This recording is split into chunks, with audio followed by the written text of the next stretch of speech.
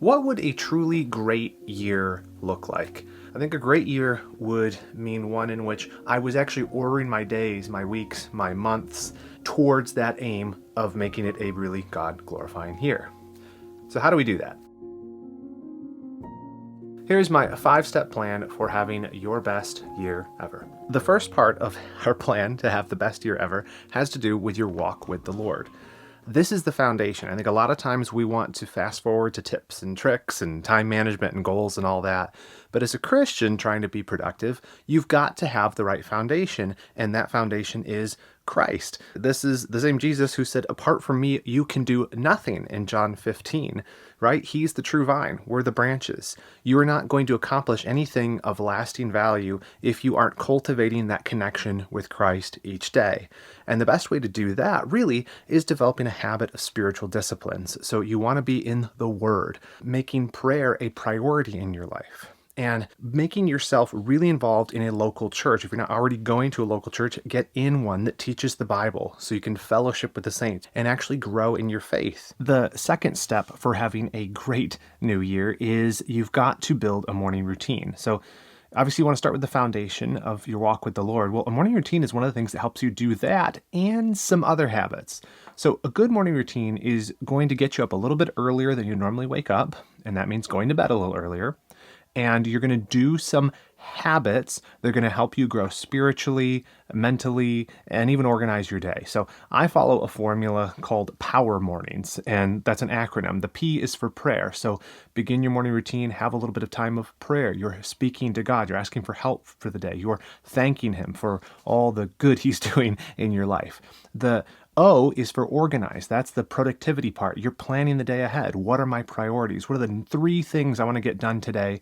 The W is for word. Read the word, just as we talked about in the last one. Have some time where you're reading God's word every day. E is for exercise. And I don't mean you have to do a full workout. You can, but just get the blood flowing. Orient your body towards the day ahead. Wake yourself up with a little bit of light exercise. And the R is for reading or writing. This is kind of optional, but the idea is spend a little bit of time reading some books that you're trying to get through. Maybe it's something that's going to help you grow spiritually, or just something in your career, or just something you're interested in. This is one of the great things about a morning routine or any habit like this. You can stack them on top of each other. If you're already doing this time in the morning where you're spending time in the Word, why not layer other habits on top of it? And the third thing you're going to want to do if you want to have a great year is you want to set some goals. Now, listen, we all have goals. Your goals might just be as simple as getting through the week. Maybe that's what last year looked like for you. It was just like, I'm just in survival mode. But we all have goals. We all have things we're living for. The question is, are these goals big enough?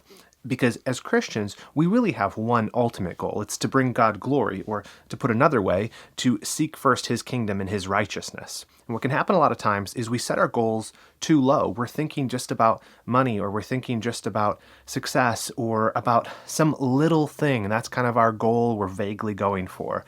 But we haven't connected it to the bigger picture. We don't understand that, hey, all of these goals should be in service of that ultimate goal, to bring God glory with my life. And one way we do that is by fundamentally ordering our lives in this new year towards this ultimate goal of seeking God's kingdom and righteousness first.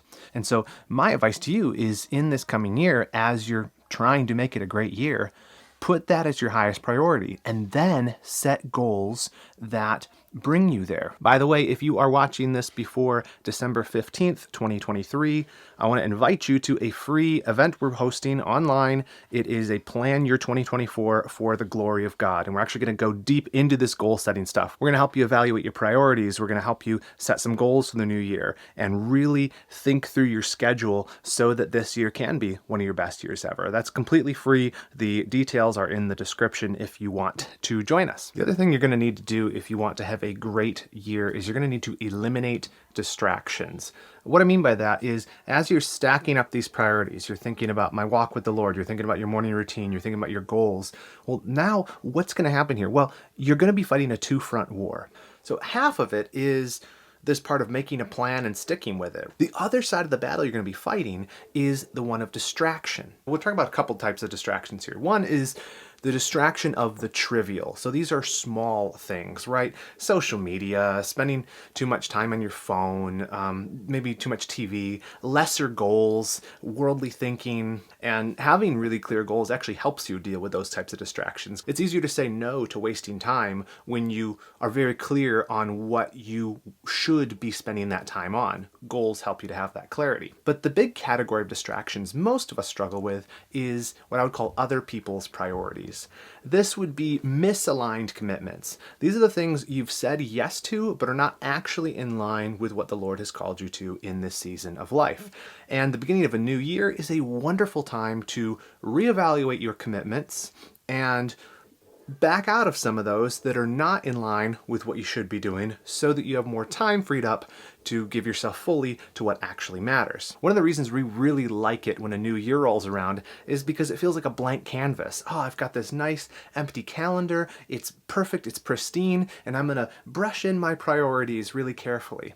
The problem is that's not really how it goes. You may start with a blank canvas, but imagine you're in the art studio and right as you're trying to brush your priorities onto this canvas, 100 other artists are rushing at that same canvas with their cans of paint and their brushes, and they're trying to slap their priorities on there too. You've got to box out. What I mean is you need to make sure your priorities are getting the attention they deserve. Does that mean being selfish? No. Does that mean not being open to divine appointments? No. It means scheduling time where you're working on what matters and you're setting boundaries for the things that might potentially get in the way of that. The truth is, a lot of us tell ourselves that the reason we say yes to everybody is because we just love serving them.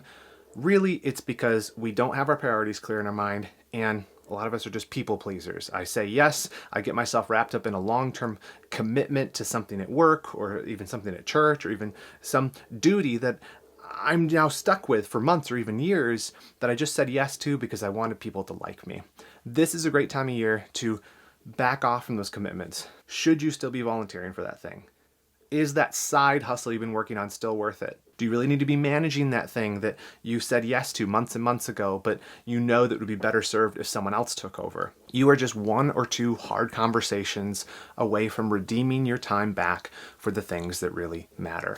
If the things that you are presently committed to aren't lining up with your goals, your priorities, and your values, something needs to change. And the last step to having a great year is you need to get organized. Now, I do say this as someone whose desk currently looks like this, but the point is the best laid plans aren't worth very much if you don't know where you filed them.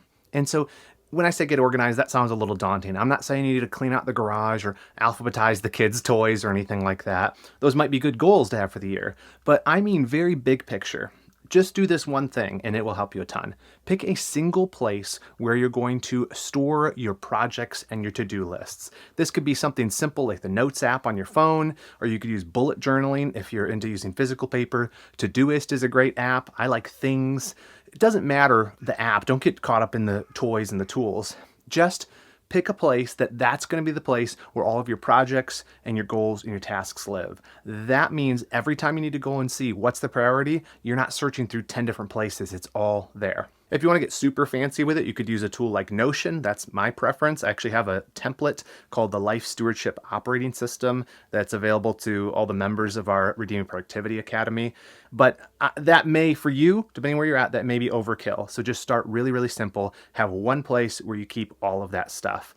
So you got to get organized if you want to have a great year. So here's my final thoughts. If you want to have a great year, you need to prioritize your walk with the Lord. You need to build a morning routine. You need to set some goals. You need to avoid distractions, and you need to get organized.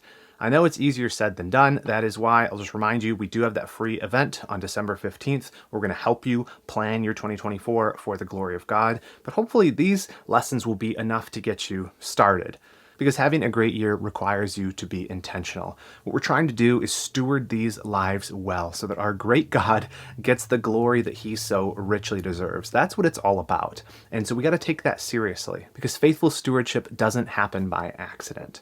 And if you want more help with Christian productivity, then subscribe to this channel and also check out redeemingproductivity.com. Over there, we have tons of free resources, articles, podcasts. We also have courses, a membership community, and even one-on-one coaching that's available to help you get more done for the glory of God.